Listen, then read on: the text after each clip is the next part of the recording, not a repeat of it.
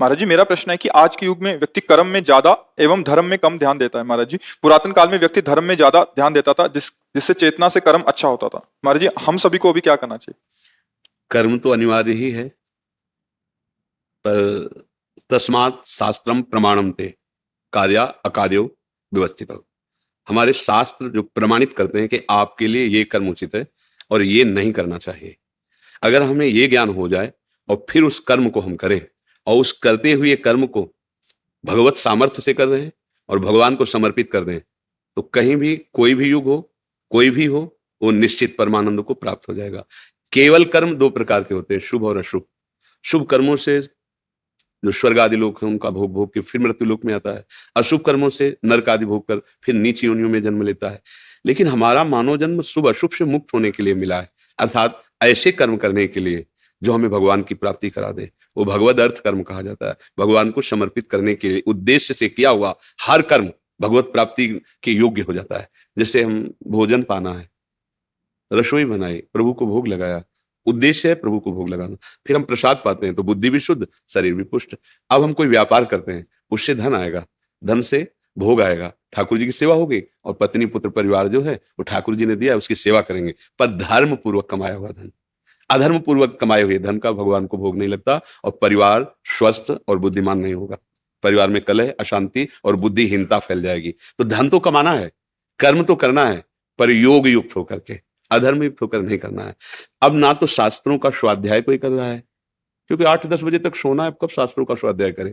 भाई शास्त्र स्वाध्याय की तो वृत्ति तब जागृत होगी जब आप ब्रह्म मुहूर्त में जगे, शौच स्नान करके थोड़ा गुरु मंत्र या नाम आदि जपे, फिर थोड़ा शास्त्रों का स्वाध्याय किया, तो दिन भर के लिए बैटरी हमारी चार्ज हो गई, बुद्धि हमारी शुद्ध हो गई। हमको क्या करना है क्या नहीं करना।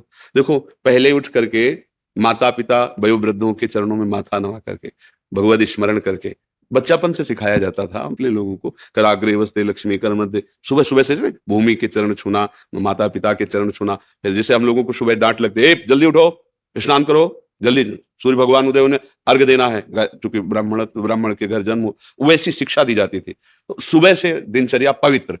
अब अंदर से डर लगता कोई ऐसा आचरण ना हो जाए, नहीं तो पिताजी डांटेंगे कि तुम्हारे, अब पिताजी शराब मंगा रहे हैं बच्चे से। हमारे यहाँ तो ऐसे प्रश्न भी हुए कि हम और बेटा साथ में पीते हैं, अब क्या धर्म, कैसे? शास्त्र स्वाध्याय नहीं रहा, ब्रह्म मुहूर्त में उठना नहीं रहा, संतों के वचन सुनकर मानने की श्रद्धा ही नहीं रह गई, तो अब जाने कैसे कि धर्म किसे कहते हैं, कैसे जाने धर्म किसे कहते हैं?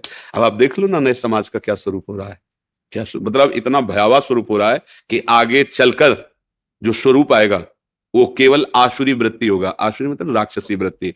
आसु कहते हैं प्राणों को, केवल अपने प्राणों का पोषण करने की बात रहेगी, बस इसे कहते हैं आसुरी भाव।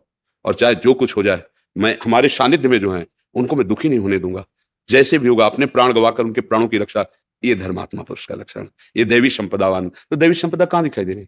आप सोचो, कितने लोग सुबह उठकर सूर्य भगवान को अर्घ देते हैं, चाहे जिस तुम कुल के हो, चाहे जो, इसका कोई मतलब नहीं। जैसे कोई बड़ा आता है तुम खड़े होकर आदर करते ना, तो भुवन भास्कर के द्वारा ही अपने लोगों की दिनचर्याएं चल रही, जीवन चल रहा है, तो एक बार खड़े होकर जल अर्घ देकर प्रणाम। कहां नए बच्चों में किसी में प्रवृत्ति, इस बात की तरफ ध्यान ही नहीं जाएगा। अच्छा, बुजुर्गों की सेवा, उनके आशीर्वाद हमारे जीवन को उन्नति, ऐसा कौन विचार कर रहा है? देखो कैसे असभ्यता से बात करते हैं अपने माता पिता से।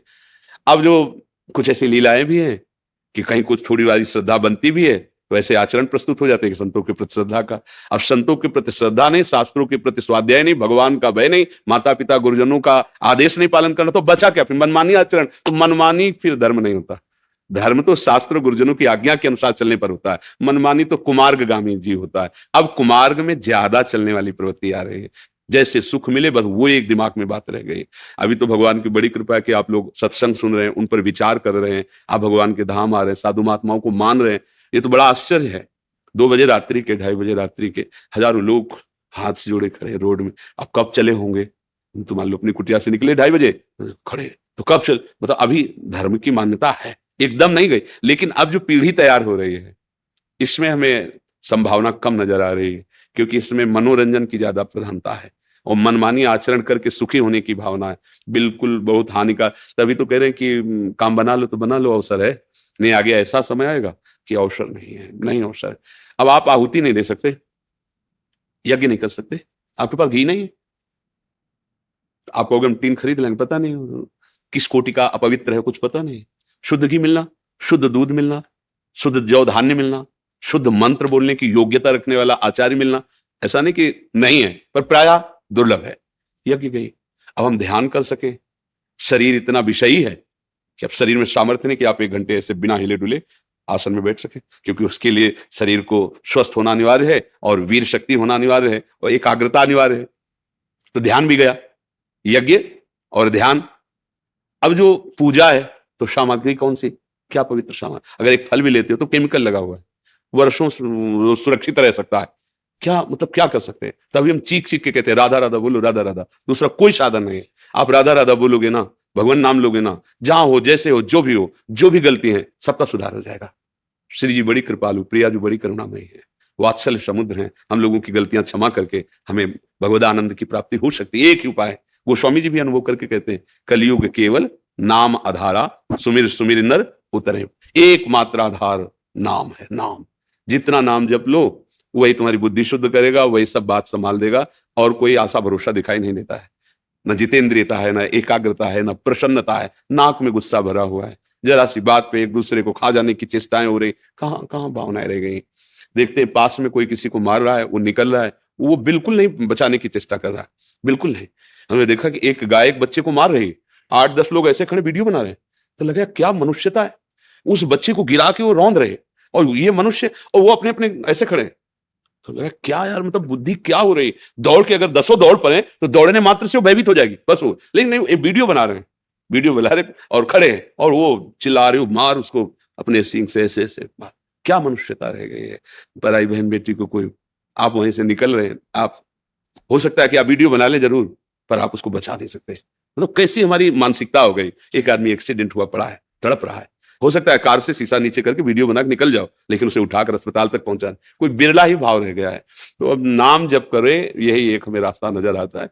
नाम के द्वारा सब मंगल हो जाएगा, सब हमारी त्रुटियां संभल जाएंगी। बकाया धर्म क्या है, अधर्म क्या है, इसका ज्ञान प्राप्त करने के लिए जो चाहिए वो योग्यता नहीं रह गई है। बताओ, मांस खाओगे, शराब पियोगे, गंदे आचरण करोगे, बेविचार आदि, तुम ये जान पाओगे धर्म किसे कहते हैं। उसके लिए बुद्धि चाहिए। बुद्धि तो तुम्हारी अपवित्र है, कैसे पा। तो राधा राधा जपो, बुद्धि पवित्र हो जाएगी। क्या धर्म है, अपने आप में स्फुरित होने लगेगा। नाम में बड़ी सामर्थ्य है। अब हमें एक ही सहारा दिखाई देता है, प्रभु के चरणों का आश्रय लेकर नाम जपना। जो धर्म पूर्वक चलने की वृत्तियां हैं वो सब नाम से आ जाएंगी। आप नाम जप करो तो देखो आपको ग्लानि होने लगेगी। जो पूर्व में गंदे आचरण किए, पश्चाताप होने, ऐसा मैंने क्यों किया, देखो सुधार शुरू हो गया। आगे जो गंदे आचरण करने का उत्साह है, वो नाम ऐसी जलन पैदा करेगा कि हो सकता है आपकी वृत्ति ही ना बने कि मैं ऐसा करूं। ऐसा लगेगा नहीं नहीं, अगर नाम जप नहीं हो रहा तो उत्साह हो रहा गंदे आचरण करने का, नाम जप हो रहा तो जलन बढ़ने लगेगी। अगर जलन बढ़ गई तो सारे विकार नष्ट कर, जैसे आग में मटकी तपा दी जाए तो रस रखने योग्य हो जाती है, ऐसे ही हृदय जलन से निष्पाप हो जाता है। पर वो बात मान ले, धैर्य पूर्वक नाम जपता है। और तो अब मुझे नहीं दिखाई दे रहा, और कोई भरोसा आशा नहीं नजर आ रही है कि आगे हम कोई धर्मानुष्ठान कर सके। एक ही है, उठते बैठते चलते फिरते, अपवित्रता पवित्रता जैसी भी स्थिति हो, तुम नाम जप करो, राधा राधा राधा।